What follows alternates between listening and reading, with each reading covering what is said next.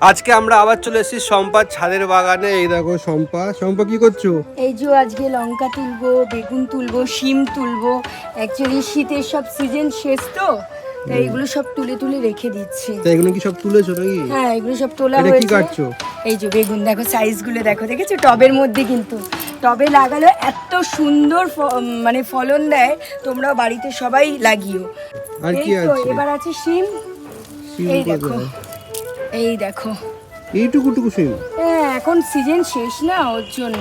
এদিকে আসো, এদিকে আসো। টমেটো এ বাবা, এ তো লাল হয়নি তো। লাল হয়নি, কিন্তু লাল হলেই না ওই স্কুইরেলে খেয়ে নেয়, ওর জন্য। এবার লাগিয়েছি, এই দেখো সুরেশ্বরী ডাঁটা, দেখো কি সুন্দর হয়েছে। এগুলো যখন বড় হবে তখন দেখাবো।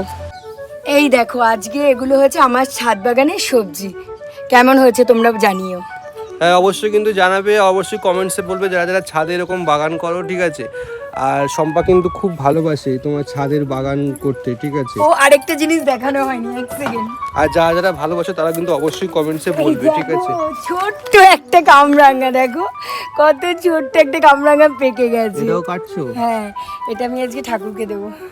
ঠিক দেখেছি আছে, কত ছোট্ট একটা কামরাঙা হয়েছে। চলো সবাইকে টাটা করে দাও। Tata, bye bye. চলো টাটা বাই।